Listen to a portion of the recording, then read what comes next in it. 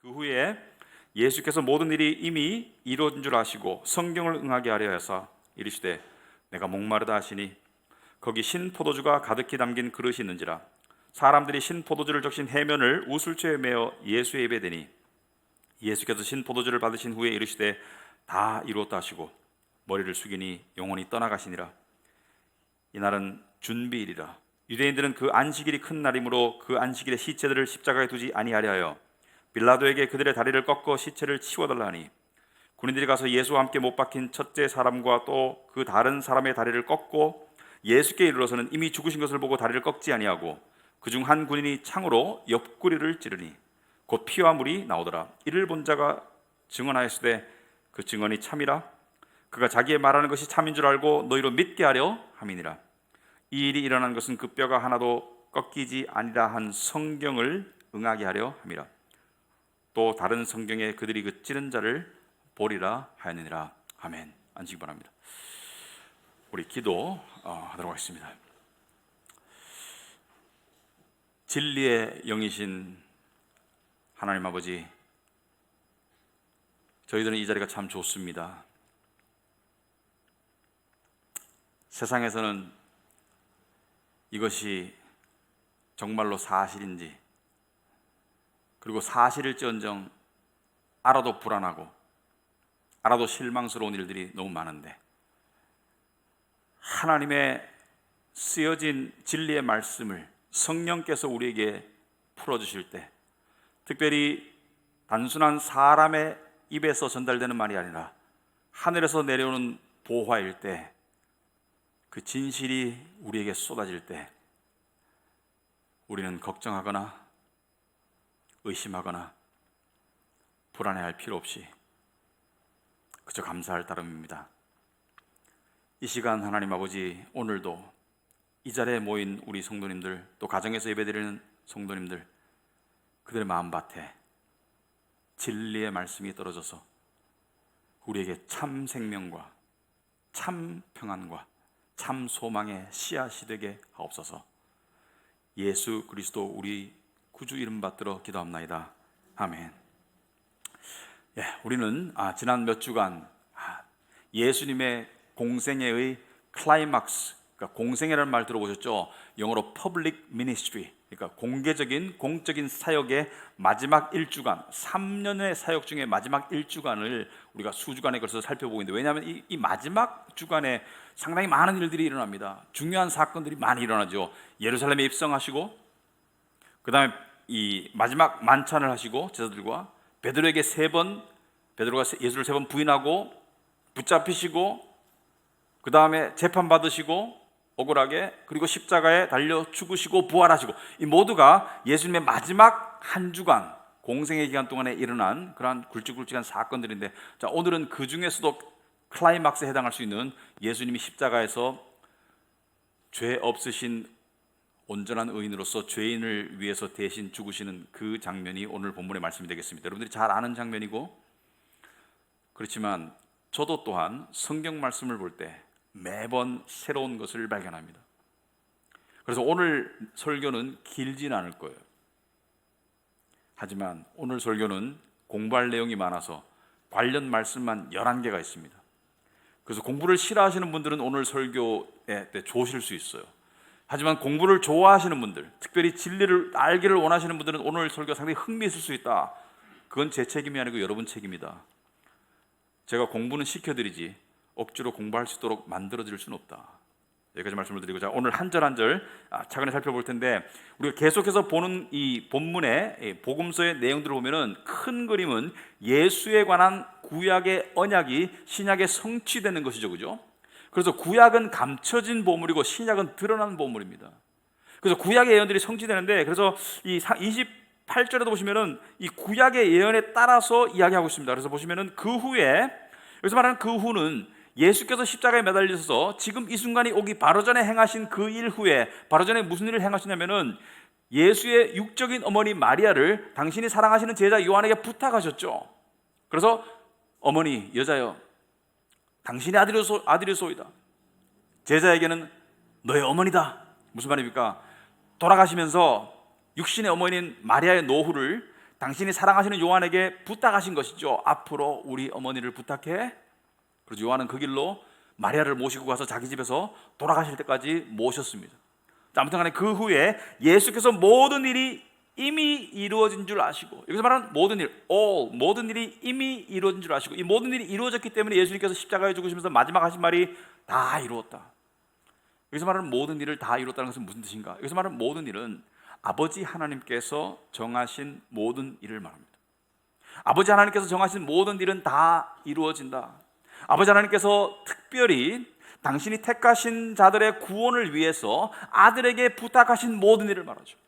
그래서 이 신학적인 개념에서는 이것을 이 구속의 언약이라고 합니다. 구속. 하나님 아버지께서는 구원으로 자들을 택하셨고, 그리고 그 구원의 일을 이루기 위해서 당신의 아들을 이 땅에 보내셨고, 아들은 순종의 죽음의 순종으로 이 아버지의 계획을 다 이루었다. 그리고 성령께서는 그 놀라운 구원의 은혜를 우리에게 깨닫게 하시고 적용케 하신다. 삼위일체 하나님 사이에서 이루어진 이 언약을 구속의 언약이라고 한다. 택함 받은 자들의 구원을 위한 모든 일을 예수께서 다 이루셨다. 그리고 성경을 응하게 하려 하사 이르시되 내가 목마르다 하시니 무슨 뜻이냐? 예수께서 목이 마르셨습니다. 상식적으로 목이 마를 수밖에 없죠. 목이 마른 정도가 아니고 우리가 상상할 수 없는 갈증이죠. 왜? 밤새도록 잡히시고, 목요일 밤에 잡히시고, 밤새도록 음식이나 물을 아마 제공 안 했을 거예요. 사형수에게 누가 물을 제공하겠습니까? 그리고 십자가에 매달려가지고 피와 땀을 흘리는 시간이 지금 꽤 흘렀어요. 몇 시간이 흘렀기 때문에 상당히 물이 말라요. 목이 말라요. 죽음에 이르러서도 목은 말라요. 그런데 이것을 표현하셨을 수도 있고 표현 안 하셨을 수도 있습니다. 목이 마르지만 그냥 입 다물고 돌아가실 수도 있고, 목이 마르다고 표현하실 수도 있는데 왜 굳이 목이 마르다, 내가 목이 마르다고 표현하셨냐면 성경을 응하게 하기 위해서. 그래서 말하는 성경이라는 것은 구약 성경의 예언을 이루기 위해서 목마르다고 표현을 하시니까 거기 사람들이 신포도주가 가득히 담긴 그릇이 있어서 거기에 사람들이 이렇게 예수께 음료를 제공했다. 왜? 이 또한 구약의 예언이기 때문에 예언이 이루어지게 하기 위해서 예수께서 하셨다는 것은 예수의 일거수일투족은 예언과 성취입니다. 어떤 사람이 실제로, 어떤 학자가 성경을 반박하기 위해서 성경을 조직적으로 구체적으로 공부를 해봤어요. 그리고 이 사람이 마지막에 결론적으로 그리스도인이 되었습니다. 왜? 성경을 조직적으로 공부해 보니까 너무나 놀라운 일관성이 있거든요. 예언과 성취라는. 예수께서 네가 성경을 통해서 영생을 얻는 줄 알고 성경을 상고하거니와 성경은 나에 관한 것이다. 구약 성경은 예수님에 관한 것이다. 그래서 성취와 언약과 성취라는 개념에서 봤을 때 이 예수님이 목마르다고 하시고, 그 다음에 어떻게 했냐면은 거기 신포도주가 가득히 담긴 그릇이 있는지라. 여기서 말하는 포도주는요, 이 신포도주, 특별히 이 식초 맛이 나는 신포도주는, 여러분 한번 생각해 보시기 바랍니다. 지금 무시무시한 장소예요. 이 골고다가 해골이라는 장소거든요. 해골. 거기에 지금 죄수들이 십자가에 매달려가지고 지금 죽어가고 있어. 잔인하고 고통스럽게 죽어가고 있는 그 속에 큰 항아리가 있고 가득 담겼다는 것은 이 불결한 장소에서, 사망의 장소에서 뭔가 큰 항아리에 가득 담겨서 아무나 떠갈 수 있다는 것은 이게 엄청나게 값싼 포도주라는 것을 의미하죠. 포도주도 아니다 그냥. 이것은 로마의 군인들이 훈련할 때 마시는 그런 거고, 마치 이 망나니들이 이 사형수 목을 잘라서 이 칼에 뿜는 그런 물 있죠. 그런 술, 그런 것 같은 이 아무나 마실 수 있는 싸구려 술이다. 그래서 로마의 군인들이 훈련할 때 주로 마시던 신포도주. 이게 포도주도 아니에요. 근데 예수께서 나무에 매달려 계시니까 높잖아요. 그러니까 상식적으로 그냥 떠서 마실 수도 없고, 방법이 없으니까 해면 스펀지 같은 것을 넣어서 이 포도주가 이 스펀지처럼 빨아들여서, 그것을 우슬초라는 나무가 아니고, 우슬초는 여러분들이 구글해 보시면은 우슬초는 이 담쟁이 같은 데서 이렇게 자라는 식물입니다. 그러니까 나무는 아니에요. 식물인데 거기에 끝에 매달려 가지고 이렇게 올리는 거죠, 예수께. 왜냐하면은 이 컵으로 올리면 쏟길 수가 있으니까 해면에 이 우슬초, 이 신포도주를 적셔 가지고 우슬초에 달아서 올리고 예수 입에 갖다 대는 거예요. 이거 마시는 것도 아니고 입에 갖다 대는 거예요. 왜? 예수께서 목마르다고 하니까 예수를 죽였던 군인들도 그래도 양심의 가책이 있는지 마지막 호의를 베푼 것이죠. 그런데 예수께서 목마르다고 안 하셨을 텐데 왜 굳이 말하셨을까? 이 또한 구약의 예언을 이루기 위해서. 그럼 어떤 예언을 말하는가? 시편 69편 21절에 그들이 쓸개를 나의 음식물로 주며 목마를 때에는 초를 마시게 하였사오니, 여기서 초는 여러분 영어 성경을 제가 일부러 써놨습니다. sour wine, 신포도주예요. 이 예언을 이루게 하기 위해서 예수께서 목마르다고 하신 거예요. 그런데 우리는 여기서 한 가지 간과할 수 없는 작은 디테일이지만 큰 의미가 있는 부분이 있습니다. 바로 우슬초입니다. 우슬초에 매달아 올렸어요. 근데 이 우슬초가 또 다른 중요한 사건에서 쓰인 적이 한 군데 있습니다. 바로 구약의 유월절 때. 여러분 유월절 아시죠? 유월절은 하나님께서 애굽 땅의 이집트의 모든 집안의 장자를, 마다들을 다 죽일 때, 그러니까 죄에 대한 심판이죠. 다 죽일 때 이스라엘 사람들, 유대인들의 집의 장소는 안 죽었어요. 그들이 죄가 없어서 안 죽은 게 아니고, 그날 밤 죽음의 천사가 애굽 땅을 지나가면서 다 심판할 때 이스라엘 백성의 집은 심판하지 않게 하기 위해서 뭘 명령하셨습니까? 어린 양을 잡아서 그 피를 문설주와 인방에, 그러니까 문이 이렇게 있으면은 이렇게 발라라 이거죠. 이렇게 쭉 바르면은 거기는 죽음의 천사가 들어가서 장자를 죽이는 심판을 하지 않고 넘어갔게. 그래서 6월은 6월달이 아니고 넘을 월담하다. 넘은 pass over, 그러니까 pass over, 패스한다, 지나간다는 뜻이죠. 위로 지나간다는 뜻이죠. 그게 6월입니다. 근데 그때 양의 피를 담아서 문설주의 인방에 바를 때 썼던 식물이 바로 우슬초예요. 연결하자면 속죄를 상징하는 양의 피를 적셨던 그 우슬초가 지금은 피를 상징하는 포도주를 찍어서 피를 흘리는 양의 입에 갖다 댄 거예요. 양의 피를 적셨던 우슬초가 피를 흘리는 양에게 맞닿은 것이 지금 장면입니다. 이 포도주가 입에 닿자 예수께서는 마지막 말씀을 하셨죠. 예수께서 신포도주를 받으신 후에 마실 수 있는 게 아니에요. 그냥 입에 갖다 댄 후에 이르시되 다 이루었다 하시고 머리를 숙이니 영혼이 떠나가시니라. 이게 원어상에 보면은 영혼이 예수에게서 그냥 영혼이 떠난 게 아니고 예수께서 영혼을 떠나가도록 하셨다, 영혼을 내주셨다 이렇게 됩니다. 영혼을 내주셨다, 자발적으로, 의지적으로. 예수님은 죽임을 당하신 것처럼 보이지만 예수님은 자발적으로 죽으신 거예요. 예수께서 제자들에게 말씀하셨습니다. 요한복음 10장에서 나는 내 목숨을 버리는 건다, 내 스스로 버리는 것이다. 내게서 빼앗는 자가 있는 것이 아니고 내가 스스로 버린다 그랬습니다. 내게서 누가 내 목숨을 빼앗아가는 것이 아니고 스스로 버린다. 나는 죽어준 거야. 나는 순종적으로, 의지적으로, 자발적으로 내가 죽어준 거야. 왜? 하나님 아버지의 뜻에 따라서. 그리고 우리의 구원을 위해서 자발적으로, 의지적으로 당신의 목숨을 내어주셨다는 것을 의미합니다. 여러분, 예수님의 죽음도 인간의 몸으로 오셨기 때문에 모든 인간처럼 공통적인 일이 발생했는데, 여러분, 사람은 죽을 때 영혼과 육신이 분리됩니다. 이게 죽음이에요. 죽음은 존재의 소멸이 아니고 영혼과 육신이 분리되는 것이 죽음입니다. 그러니까 육신 속에 영혼이 있고, 육신은 영혼을 가지고 있는 그릇과 같고, 육신은 영혼이 활동하는 활동의 매개체이지만은 육신이 그 수명을 다하거나 육신이 목숨을 빼앗길 때 영혼은 육신에게서 떠나가요. 영혼은 나이가 없습니다.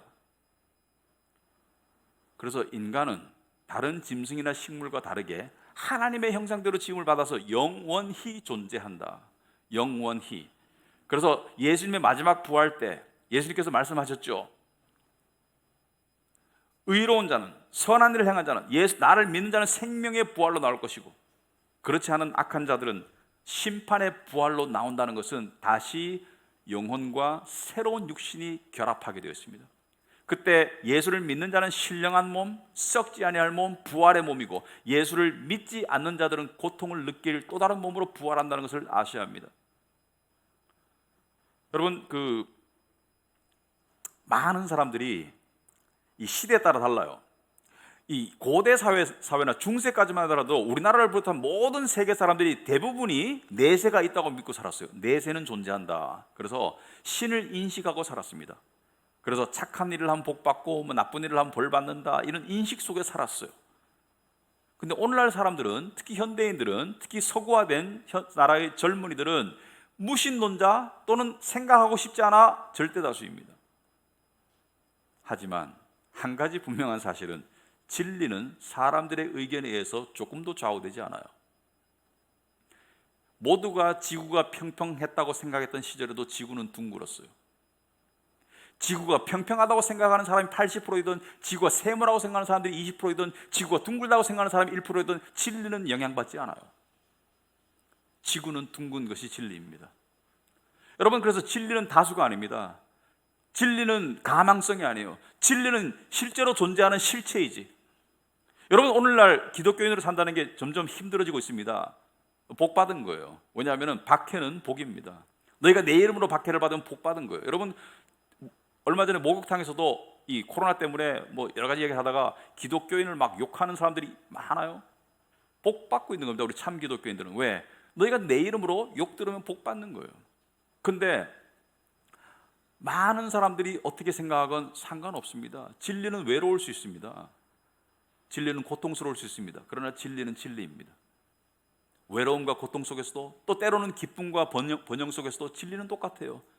그래서 우리 예수 믿는 자들은 뭐 좋은 시절이든 안 좋은 시절이든, 좋은 시절이면 기뻐하고 안 좋은 시절이면 감사할 수 있는 그런 진리의 삶을 살아야 되겠습니다. 그런데 보면 참 웃긴 게, 평소에는 신이 없고 내세가 없다고 생각하는 사람들도 뭐 누가 꼭 죽으면 뭐 좋은 곳으로 가셨을 거야, 지 마음대로 생각해. 자기 마음대로 하늘에서 지켜보고 계실 거야, 나중에 다시 만날 거야. 만남의 장소가 안 좋아요. 좋은 데서 만나야지. 뭐 하려고. 여러분, 아이러니한 게, 그 신과 함께라는 영화가 1917년에 나왔죠. 지금 한 3년 전에. 근데 이게 우리나라 1000만 넘어가면 대박이죠, 그죠? 1400만이 넘어갔어요, 관람객 수가. 그래서 굉장히 이 관심과 인기를 끌었는데, 이게 내세에 관한 내용이거든요. 그러니까 그만큼 사람들이 인식하고 있지 않고 무시한 것처럼 보이지만 사실은 인식하고 살고 있다는 거예요. 왜? 하나님이 그 내세에 대한 인식을 심어줬기 때문에. 저도 가서 봤어요. 보는 내내 와, 재미없어서 죽는 줄 알았어요. 왜냐하면 제정신으로 보면 재미 하나도 없어. 율법주의야 이거는. 근데 2편까지 나왔더라고. 2편은 안 갔죠, 당연히. 1편을 보고 2편에 1200만 명이 넘게 동원된 거예요. 그만큼 사람들이 관심이 있어요. 없는 척할 뿐이지. 나중에 봅시다. 관심이 있었건 없었건 상관없어요. 진리는 나중에 나타납니다. 자, 아무튼 간에 모든 인간과 마찬가지로 당신이 육체로부터 영혼이 빠져나가시고 난 다음에, 근데 31절 보니까 이날은 준비일이다. 유대인들은 그 안식일이 큰 날이므로. 자, 준비일은 뭐냐? The day of preparation. 뭘 준비한다는 거냐? 옛날에 유대인들의 안식일은 토요일이죠. 그래서 오늘 달력을 보면 일, 월, 화, 수, 목, 금, 토, 그죠? 일요일부터 시작합니다. 일요일이 오늘날처럼 안식일 주일이 아니고 공휴일이 아니고, 일요일이 오늘날의 월요일과 같은 의미가 있었죠. 옛날에는 일요일부터 금요일까지 일하고 토요일날 안식일이었어요. 근데 안식일 전날인 금요일날, 그날이 준비라는 것은 안식일을 위해서 준비했다는 것을 알 수 있습니다. 뭘 준비했냐? 첫째는 몸과 마음을 정결케 했어요. 이건 우리가 본받아야 됩니다. 몸과 마음을 정결케 했어요. 그러니까 특별히 과격하거나 어떤 특별히 막 음란한 걸 보거나 시체를 보거나 이런 걸 하지 않았어요. 그래서 안식일을 준비했어요. 여러분, 이 원칙은 우리에게도 적용되고 적용되어야 합니다. 세상 사람들은 불금이라고 그러고 토요일날 늦게까지 영화 보고 뭐 새벽 3시작 4시작은 뭐 일요일날 어차피 잠잘 거니까 그렇게 하는데, 우리 그리스도인들은 그렇게 보낼 수 없어요. 왜? 그럼 교회 가서 꾸벅꾸벅 졸아야 돼. 지루하면 좋으세요. 하지만 예배는 우리에게 가장 중요한 날이기 때문에 우리 토요일날 밤늦게까지 영화 보거나 뭐 파티하거나 그런 거 안 하는 거예요. 근데 유대인들도 마찬가지로 그렇게 했는데, 또 유대인들이 금기시는 게 있습니다. 지금 이 순간, 예수께서 십자가에 죽으신 이 순간의 다음날 안식은 1년의 안식, 50여 개의 안식일 중에 가장 중요한 안식이라서 큰 날이라고 했습니다. 큰 날. 왜 그러냐면은 이 날은 6월절에 해당되는 주일이었어요. 안식일이었어요.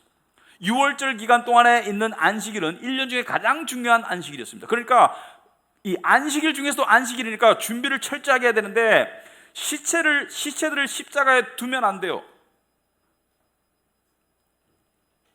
왜냐하면 시체는 부정한 것이기 때문에. 그리고 시체는 저주를 상징하기 때문에. 그래서 율법에도 그렇게 명령되어 있어요. 신명기 보시면은, 신명기 21장에 보시면은, 여러분 주보에 나와 있죠. 오늘 좀 공부를 해야 한다고 그랬죠. 그래서 여러분 주보에 말씀 다 적어놨어요. 신명기 21장에 보면은, 사람이 만일 죽을 죄를 범함으로 네가 그를 죽여 나무 위에 달거든 그 시체를 나무 위에 밤새도록 두지 말고 그날에 장사해라.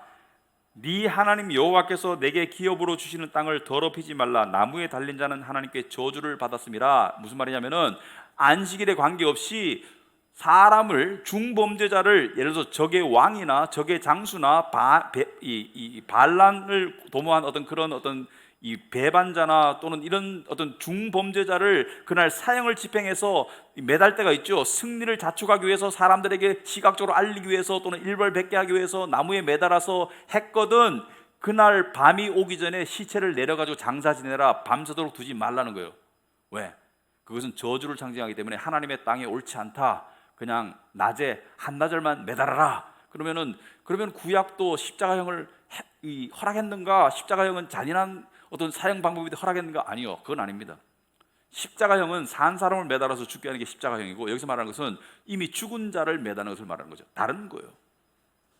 그래서 유대인들은 이 법이 있고 다음 날이 안식 다 겹쳤어. 다음 날이 안식일 중에 안식일이고 구약의 율법이 있고, 그래서 시체를 내리기 위해서 다리를 분질러 달라고 빌라도에게 가서 요구를 하죠. 빌라도에게 가서 시체를 치워달라. 무슨 말이냐면은, 십자가에서 체력이 강한 사람은 저녁 때까지 안 죽어요. 계속 버둥거리고 있어. 근데 여러분, 어차피 죽을 건 빨리 죽지를 생각하지만, 사람은 죽을 줄 알면서도 조금이라도 더 살려는 게 인간의 본능입니다. 그러니까 이게 지금 살려면은 고통스러워요. 왜냐면은 십자가에서 사람이 왜 죽었냐면은 피를 흘려서 죽은 게 아닙니다. 무거운 체중이 밑에 받침없이 밑으로 쏠리니까 기도가 막히는 거예요. 그래서 기도를 확보하려고 계속 다리를 뻗팅기면은 다리가 못이 박혔으니까 더 찢어지고 피가 더 나고, 이런 고통을 감내하면서도 버둥거리면서 계속 목숨을 부지하고 있는 거예요. 그러니까 그냥 나 죽을래, 포기할래, 이렇게 안 되는 거예요. 왜? 인간은 조금이라도 더 달라는 본능이 있기 때문에. 그래서 다리를 분지르면 어떻게 돼요? 다리를 분지르면은 다리를 들 수가 없으니까 기도가 막혀서 빨리 죽는 거예요. 기도가 막히면 몇 분 안에 죽습니다. 그래서 밤까지 둘 수 없으니까, 다음이 안식일이니까, 그리고 하나님의 율법에 있으니까 빌라도에게 가서 이야기하니까 빌라도가 로마의 이 군인들에게 명령을 하죠. 가서 다리를 분질러라. 그래서 가니까 두 강도의 다리를 분질렀어요. 근데 예수께 가니까 예수의 다리는 분지르지 않았습니다. 아마도 망치로 쳐서 분질렀던 것 같아요. 망치 같은 걸로 가격해서 무릎을 가격했던지, 이것도 상당한 고통이죠, 그죠? 그래서 다리를 분질러 죽였는데 1968년 예루살렘 근처에서 십자가형을 당한 사람들이 발견되었어요. 근데 우리가 다리가 분질러져 있어. 뼈가 보존되어 있는데 다리가 분질러져 있어. 보니까 그걸 통해서 십자가에서 안 죽으면 다리를 분질렀구나. 아무튼 군인들이 두 강도의 다리를 분지르고 맞습니까? 분지르고 그다음에 예수께 가니까 예수는 이미 돌아가셨어요. 예수는 이미 숨을 거두셨어요. 다 이뤘다라고 말씀하시고 숨을 거뒀기 때문에 예수께 이르러서는 33절에 이미 죽으신 것을 보고 다리를 꺾지 아니했다. 이것 또한 성경의 예언에 따른 것이죠. 36절에 오시면은 이 일이 일어난 것은 그 뼈가 하나도 꺾이지 아니하리라 한 성경을 응하게 하려니라. 구약의 예언에 이렇게 구체적으로 되어 있어요. 예수는 다른 두 죄수의 다리는 꺾였는데, 부러졌는데 예수의 다리는 부러뜨리지 않았어요. 왜? 이미 숨져 있기 때문에. 그것이 시편 34편의 예언이죠. 그의 모든 뼈를 보호하시며 그 중에서 하나도 꺾이지 아니하다. 예수의 모든 뼈는 보호하심으로 하나도 꺾이지 않는다. 다리가 부러지지 않을 것이고, 심지어 다리가 부러지지 않고 이미 죽었다는 것을 알고 난 뒤에도 죽은 사람을 죽었다는 것을 확인하기 위해서 로마의 병사들 어떻게 했습니까? 창으로 옆구리를 찔렀어요. 근데 옆구리를 찔렀을 때 조금이라도 갈비뼈에 닿았으면 뼈가 부러질 수 있었는데 뼈가 하나도 부러지지 않았어요. 이렇게 상세히 기록한 이유는 35절에 이를 본 자가 요한이 증언하였으니 그 증언이 참이라. 그가 자기의 말하는 것이 참인 줄 알고 너희로 믿게 하려 함이니라. 아멘. 여러분, 성경의 말씀이 기록된 이유는 읽는 자들이 믿음을 가지도록 하는 것입니다. 여러분, 믿음은 감정이 아니에요. 근본적으로 믿음은 진리의 실체입니다. 진리의 객관적인 실체가 믿음입니다. 그러므로 말씀의 객관적인 진리를 받아들였을 때 감정은 따라오는 것이지, 이거 없이 감정만 가지고 막 이렇게 하는 것은 근거 없는 감정주의로서 이것은 위험한 신앙입니다.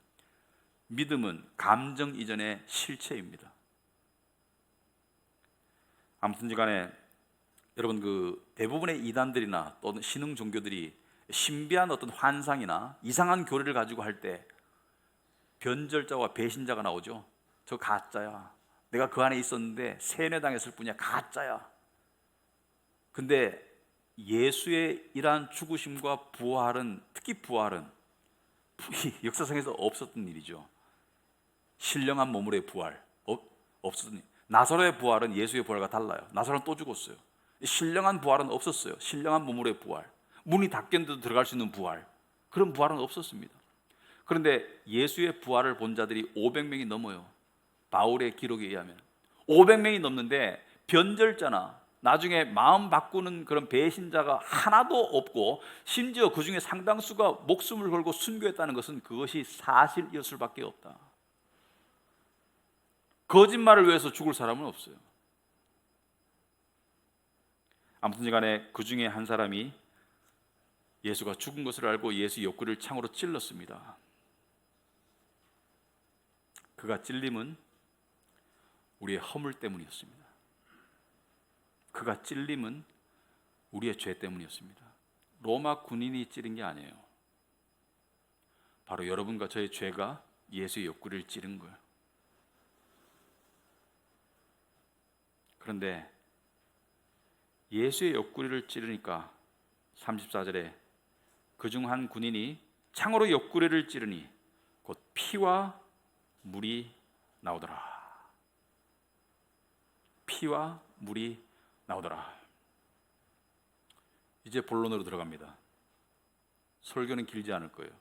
하지만 지금부터가 본론입니다. 여러분, 성경을 볼 때 우리는 성경 속에는 인간의 이해가 도달할 수 없는 무한한 진리가 들어있다는 것을 아셔야 됩니다. 구원받기에 충분한 진리는 깨달을 수 있지만 그것을 넘어서는 무한한 진리가 들어있다. 그래서 성경을 볼 때는 항상 호기심으로 봐라. 여러분, 피와 물이 상징하는 것이 뭘까? 피가 나온 것은 이해가 되는데 물은 왜 나왔을까?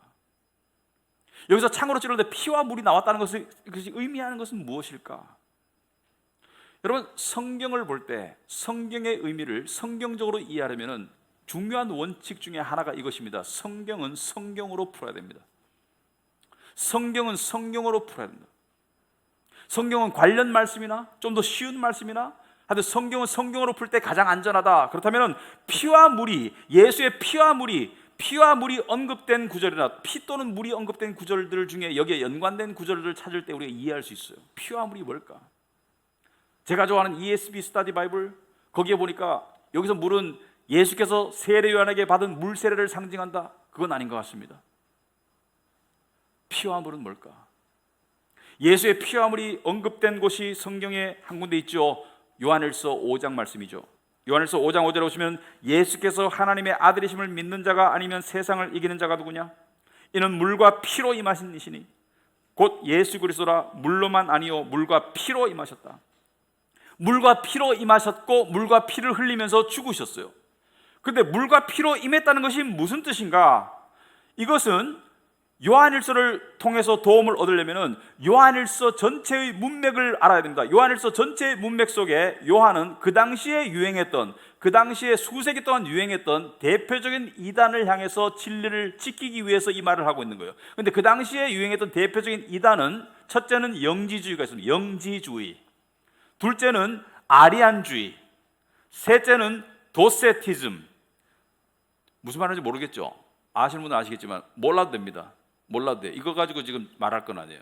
근데 이 세 가지의 특징이 뭐냐면은 처음에 기독교가 선포되고 진리가 전파되고 예수의 부활이 증거되었을 때 사람들이 가장 관심을 가지고 의아해하고 그리고 이단들이 가장 공격했던 부분이 뭐냐면 바로 예수의 정체성에 관한 것이었어요. 구체적으로 말하자면 예수는 하나님이야, 인간이야? 예수는 하나님이라는 거야, 인간이라는 거야? 우리가 아는 진리는 예수는 하나님이면서 인간의 모습으로 오셨어요. 예수는 인성과 신성이 결합된 분이에요. 예수는 신이시지만 인간의 모습으로 오셔서 신성과 인성이 결합되었다. 예수가 신성과 인성을 가져야만 구원이 가능해요.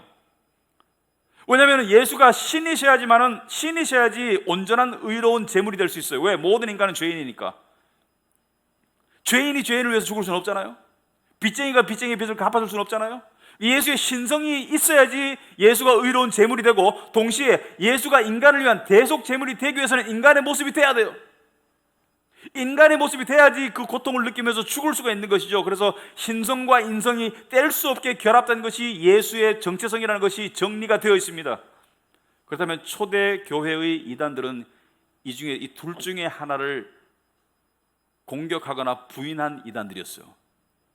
예수의 인성을 부인한 이단들이 있었고 예수의 신성을 부인한 이단들이 있었습니다. 예를 들어서 아리안주의는 예수는 모든 피조물 가운데 가장 뛰어난 도덕성을 가진 지도자이지 예수는 하나님이 아니야. 이게 이단입니다.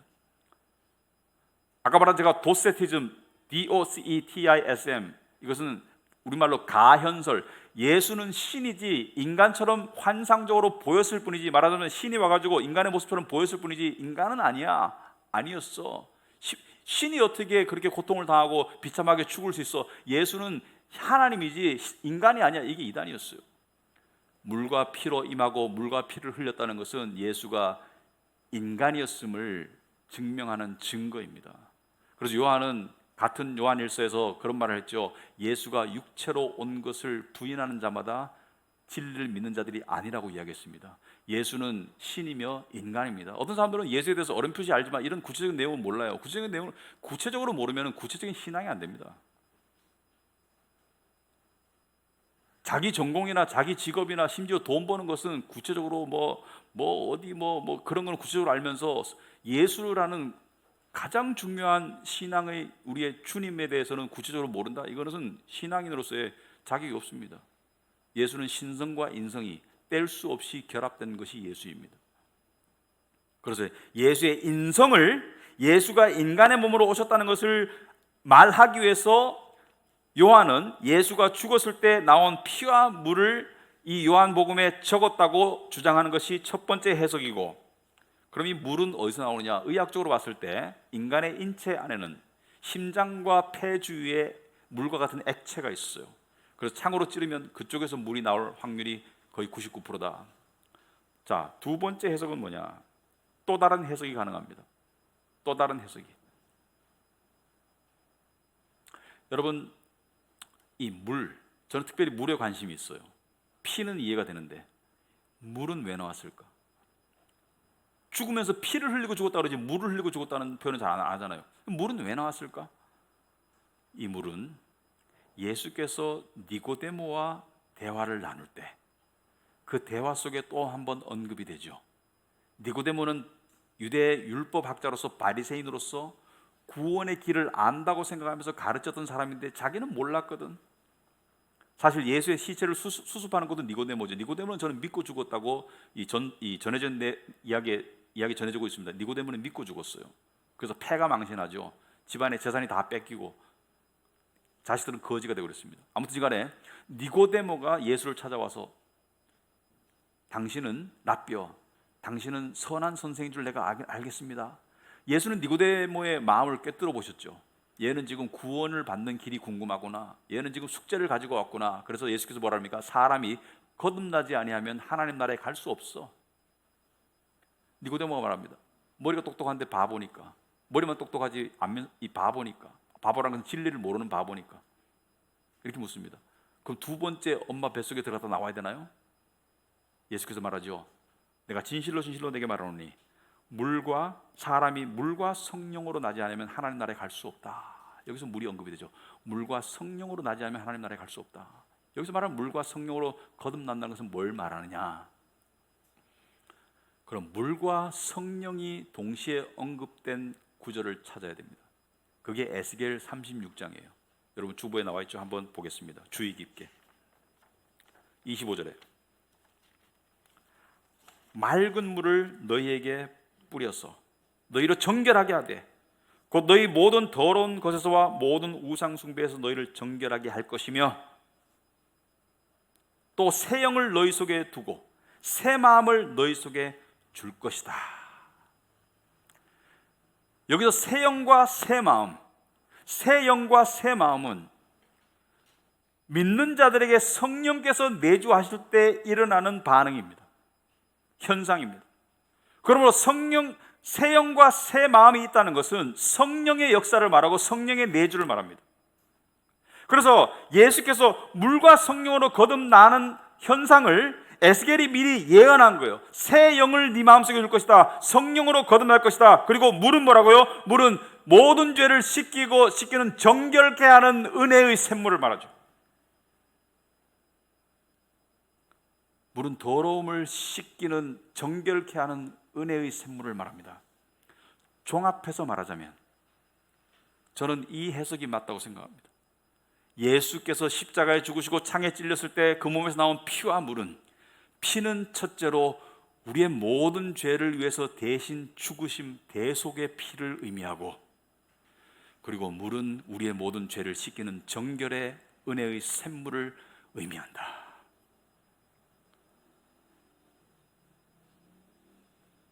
믿는 자들은 자기의 죄에 대한 죽임을, 저주를 예수께서 대신 받으셨고, 그리고 그분으로부터 나온 그 은혜의 샘물을 통해서 모든 죄가 더러움이 씻겨지고 모든 죄와 우상 숭배의 죄가 씻겨졌다. 단번에 영원히. 아멘. 여러분 하나님께 나갈 때 쭈삣쭈삣 할 때 있죠. 이 모습으로 정결하지 못한데 자기를 바라보면 못 갑니다.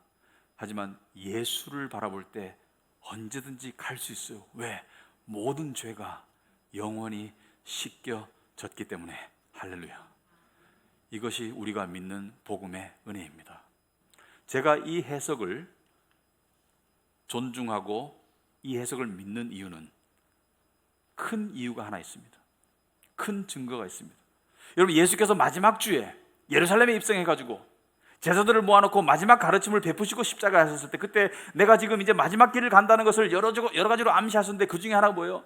마치 해산하는 여인이 아이를 낳으러 가는 것처럼 이야기하셨습니다. 여인이 아이를 낳으러 갈 때 그 고통 때문에 근심해요. 옛날에는 아이 낳다 많이 죽었거든요. 실제로 많이 죽었어요. 고무신 벗어놓고 들어가가지고 내가 저 고무신 다시 신고 나올 수 있을까, 이런 마음으로 아이 낳으러 갔었습니다.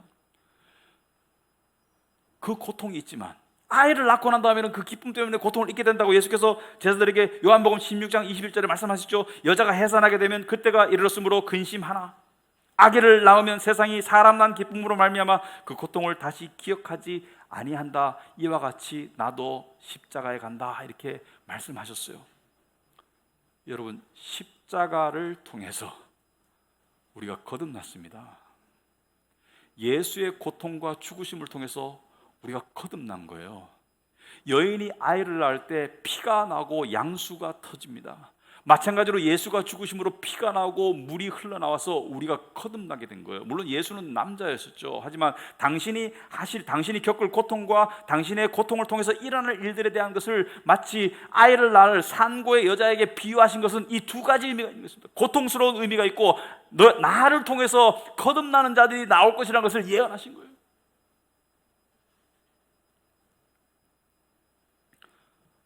여러분, 그래서 우리가 믿는 복음이 복된 소식입니다. 규칙이 아니고 뭘 하라는 게 아니에요. 여러분 아이가 태어날 때, 여러분 다 태어났잖아요. 여러분이 부모님으로부터 태어날 때 여러분이 의도한 바가 있었습니까? 의도한 바가 있었으면 요렇게 안 태어났겠지.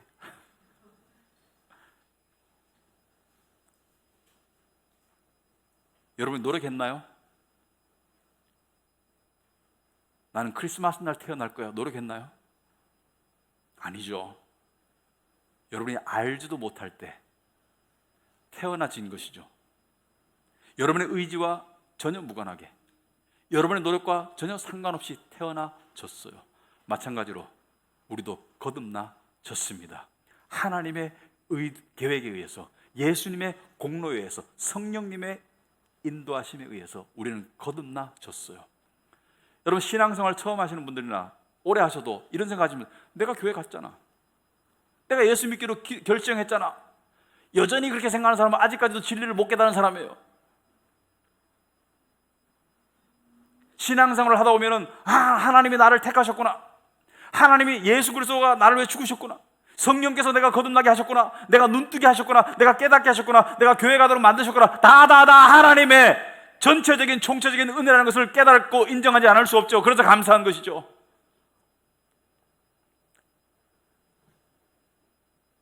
너무 기뻐요. 그 은혜가 너무 감사합니다. 여러분, 저는 주일이 좋습니다. 주일이 제일 힘들긴 합니다, 육체적으로. 하지만 주일이 왜 좋냐면, 이 진실을 마음껏 이야기할 수 있고, 그리고 우리 하나님을 함께 예배하고 감사하고 영광 드릴 수 있기 때문에 좋아요. 하나님이 너무 좋아요. 나 혼자는 구원 받을 수 없어요. 나는 저주받아야 마땅한 죄인이에요. 하지만 예수님이 다 하셨어요. 그분의 몸에서 나온 피와 물의 의미를 새기고 살아가는 우리가 되길 바랍니다. 기도하겠습니다.